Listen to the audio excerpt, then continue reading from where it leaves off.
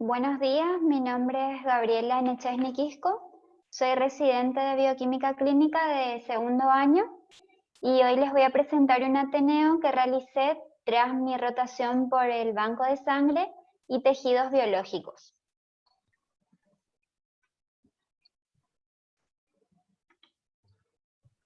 Los temas a abordar son RH de variante, anemia hemolítica autoinmune y enfermedad hemolítica del recién nacido.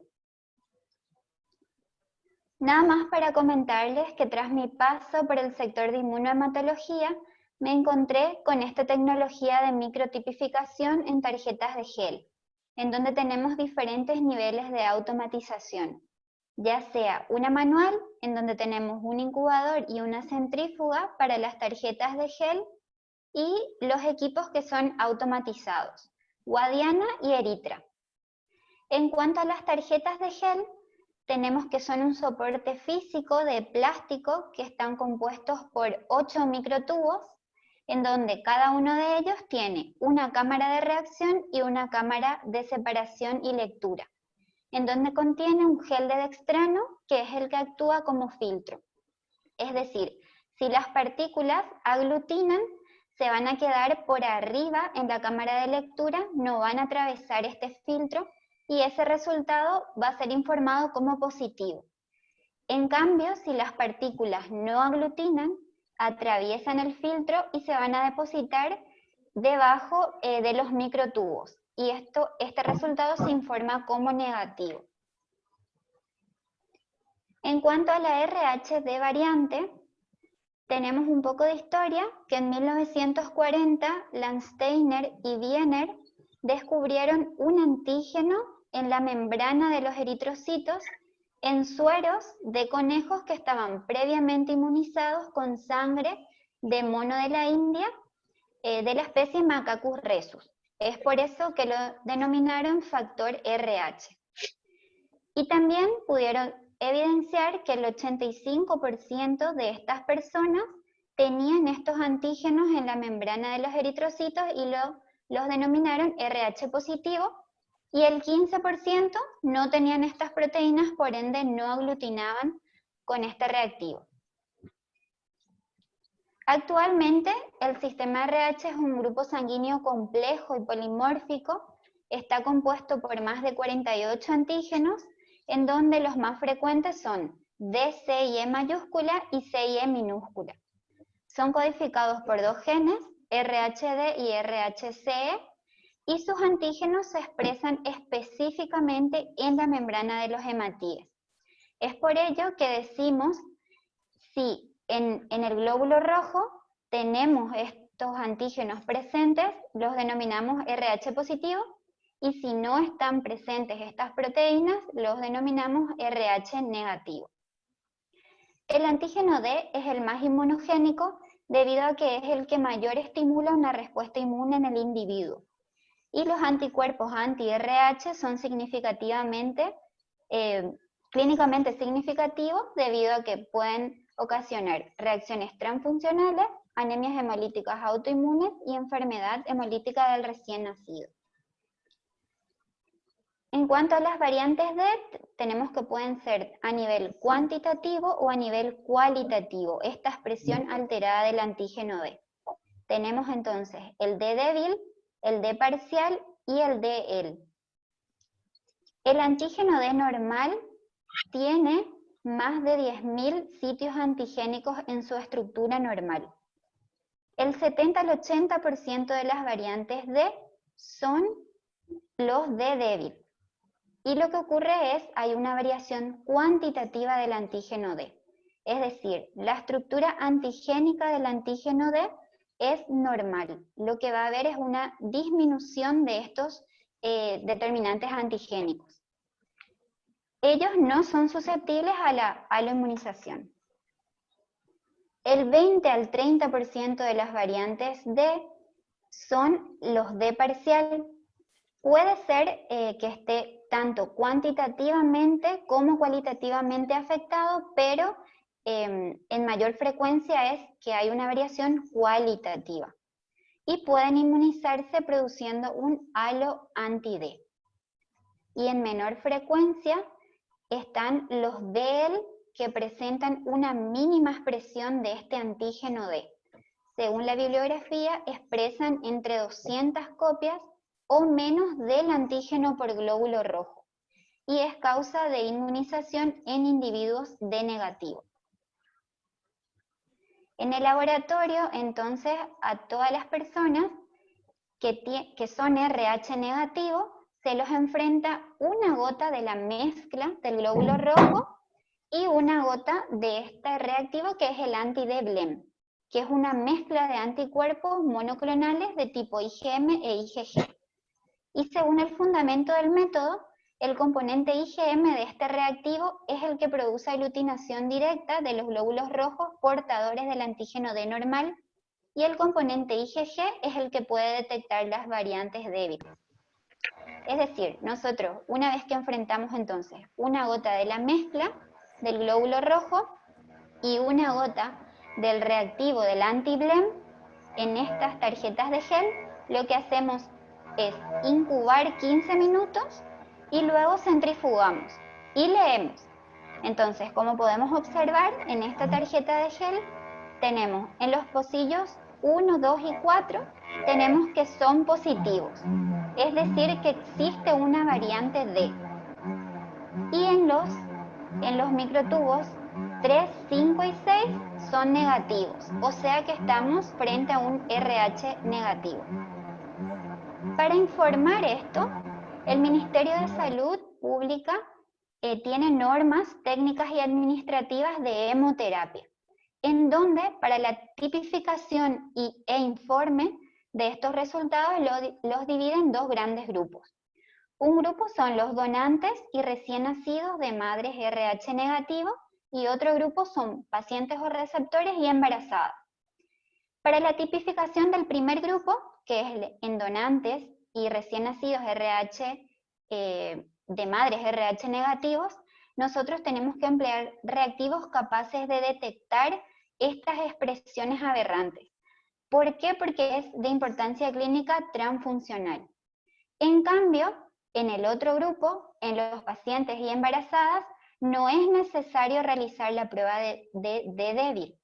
Es decir, con decir que son, con la tipificación D, decir que son RH negativo es suficiente. Entonces, resumiendo, nosotros tenemos que para donantes y recién nacidos de madres D negativos, detectamos estas variantes del antígeno D y sus formas débiles, y si los detectamos, consideramos estas unidades como D positivo. Y para el otro grupo de receptores y embarazadas, no es necesario detectar estas variantes del antígeno D. Es decir, se cataloga al paciente como RH negativo. En cuanto a la anemia hemolítica autoinmune, por definición, están caracterizadas por una disminución de la vida media de los glóbulos rojos por la destrucción temprana de los mismos como consecuencia de la existencia de autoanticuerpos dirigidos contra estos elementos antigénicos de la membrana del eritrocito. Podemos dividirla en dos grandes grupos, las hereditarias y las adquiridas. Las hereditarias tenemos alteraciones tanto a nivel de las membranas, enzimas y hemoglobina. Y las adquiridas tenemos de mecanismos inmunes y de mecanismos no inmunes. Los de mecanismos inmunes tenemos a la anemia hemolítica autoinmune, que corresponde al 5% del total de las anemias hemolíticas. Y en cuanto a su etiología, el 80 al 90% corresponden a los anticuerpos calientes y en un 10 al 20% a los anticuerpos fríos. Entonces, para el diagnóstico, como todas las otras patologías, no nos basamos en un solo dato, sino más bien evaluamos al paciente en un contexto, como evaluamos el examen físico, la historia clínica, la epidemiología, las manifestaciones clínicas y el laboratorio.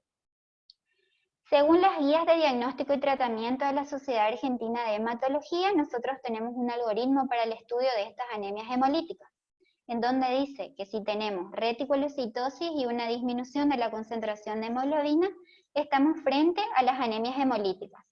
Dependiendo de qué otros valores del laboratorio estén alterados, tenemos que la hemólisis puede ser intravascular o extravascular, y una prueba de Coombs directa positiva me está hablando que el mecanismo involucrado es el mecanismo inmune.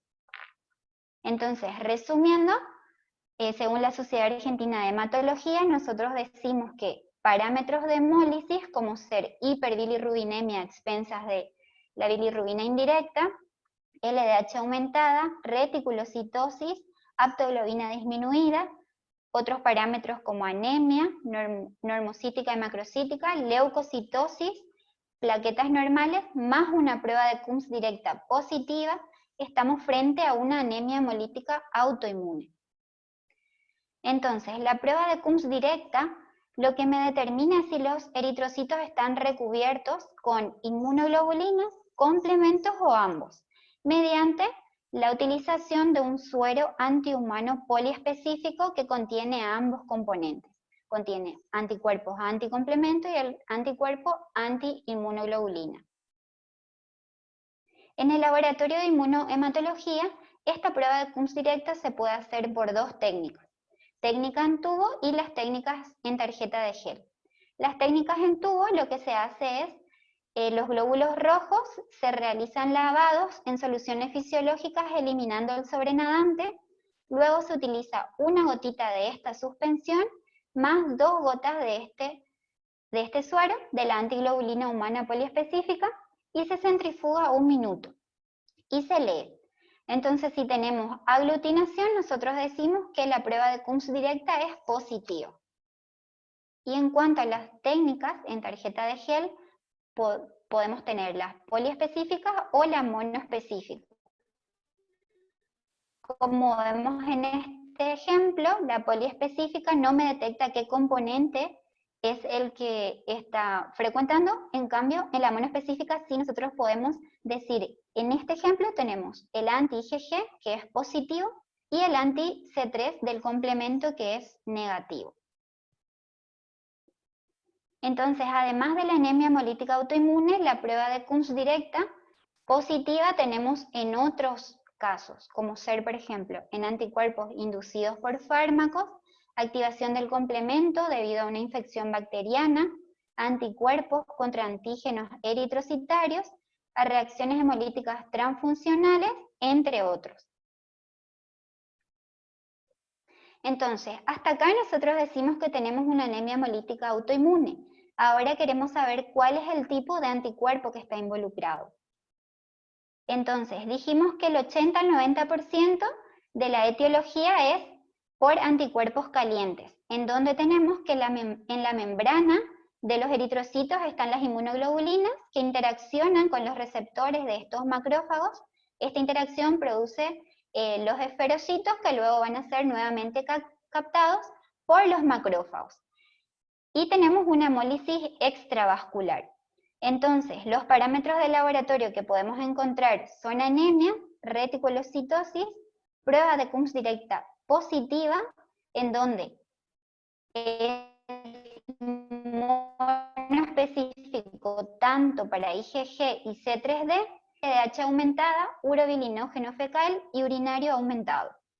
Y la clínica es inespecífica, debilidad, mareo, fiebre, angina, pérdida de peso, astenia, cómo están involucrados el hígado y el vaso, podemos tener esplenomegalia, hepatomegalia, linfadenopatías, ictericia, palidez, entre otros.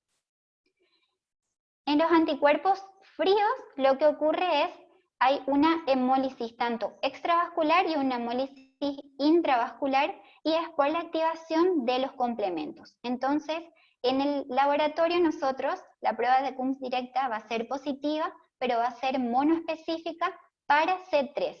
O sea, el C3 va a ser positivo y la inmunoglobulina va a ser negativa. Y tenemos los otros parámetros que son iguales. En la clínica lo que se observa más frecuentemente es la acrocianosis y presenta exacerbaciones en relación con exposición al frío. Entonces, nada más para decir que dependiendo de qué tipo de anticuerpo esté involucrado, nosotros vamos a tener diferentes clases de anticuerpos, la temperatura de reacción va a ser diferente el objetivo, el lugar de hemólisis, la clínica y las causas. ¿Cuál es la importancia entonces de todo esto? Es evitar esta aloinmunización tras la transfusión de sangre y en el contexto de trasplantes de médula ósea y órganos sólidos. En cuanto a la anemia, enfermedad hemolítica del recién nacido, tenemos por definición que es la destrucción acelerada del glóbulo rojo del feto y del recién nacido mediada por aloanticuerpos específicos dirigidos contra los antígenos eritrocitarios paternos heredados.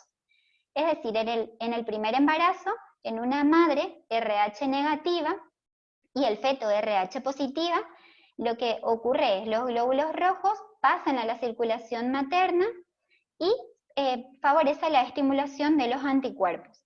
Entonces, en un segundo embarazo, estos anticuerpos atraviesan la placenta y van dirigidos contra los antígenos eritrocitarios del bebé, produciendo esta destrucción acelerada de los glóbulos rojos. Nosotros podemos tener tanto incompatibilidad RH como incompatibilidad AVO.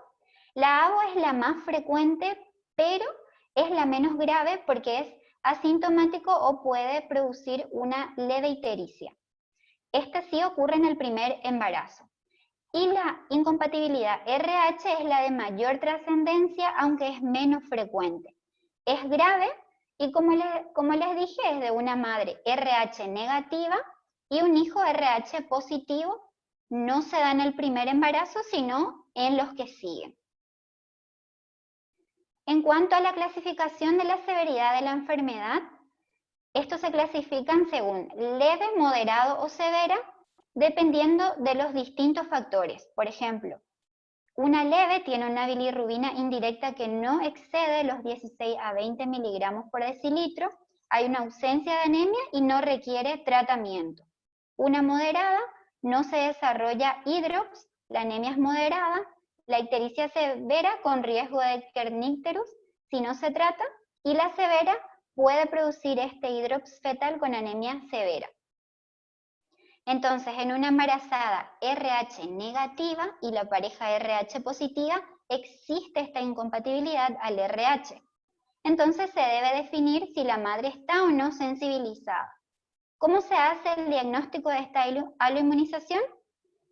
Se identifican los anticuerpos maternos por la prueba de Coombs indirecta, que detecta estos anticuerpos antieritrocitarios en el suero materno, y la prueba de Coombs directa, que detecta los anticuerpos pegados a la membrana de los hematíes fetales.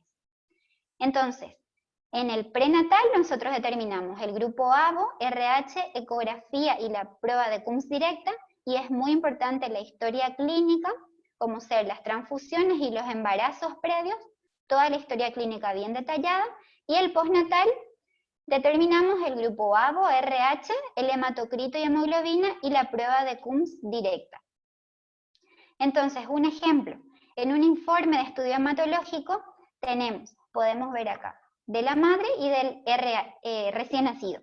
La madre entonces es el grupo 0, negativo, y no tiene anticuerpos irregulares. Y el recién nacido es A positivo y tiene la prueba de Coombs directa, es positiva. Entonces nosotros decimos que se puede atribuir esto a una incompatibilidad AVO materno-neonatal. Entonces recomendamos, como le dije, la evolución de los valores tanto de hemoglobina y de la bilirrubina. Entonces, en caso de ser necesario transfusiones, hacerlo con glóbulos rojos desplasmatizados, leucorreducidos e irradiados compatibles con la muestra materna.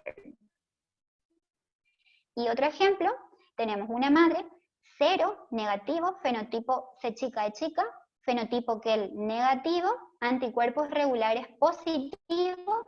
Entonces, si nosotros tenemos en el panel detector, como se puede observar acá en la figura, positiva, nosotros identificamos con este panel identificador, ponemos todo acá, si nos da positivo y negativo, y el informe nos indica en qué estamos parados. O sea, acá nosotros estamos parados, por ejemplo, en anti-D, el tipo de anticuerpo IgG, y el título, 64.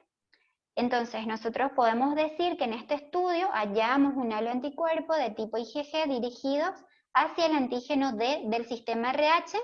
Tiene significancia clínica por todo lo que le estuve diciendo, porque produce afectación de los glóbulos rojos por su capacidad de atravesar placenta, la enfermedad hemolítica perinatal y reacciones hemolíticas post-transfuncionales. Se evalúa la anemia fetal. Si se requiere transfusiones, se hace con los glóbulos rojos del mismo fenotipo, antígeno D, y que el negativo en este caso, E irradiados, y no debe recibir gamma globulina hiperinmune anti-D, por presentar justamente este anticuerpo anti-D. Entonces, para finalizar, decimos que el banco de sangre en la enfermedad hemolítica del recién nacido cumple un papel fundamental, tanto en el diagnóstico, pronóstico, como en la prevención, y en la selección y preparación de hematías para las unidades transfuncionales. Y el objetivo del monitoreo inmunohematológico es para identificar embarazadas con riesgo de desarrollar esta enfermedad, identificar mujeres DD negativos que requieren esta anti-D, disponer de sangre compatible para emergencias obstétricas y neonatales, y siempre es necesario realizar el seguimiento serológico de las gestantes sensibilizadas con el objetivo de identificar al feto que pueda necesitar algún tratamiento antenatal, identificar la aparición de anticuerpos adicionales durante la gestación y o inducidos por transfusiones intrauterinas, y predecir si un recién nacido requerirá tratamiento o no. Muchas gracias.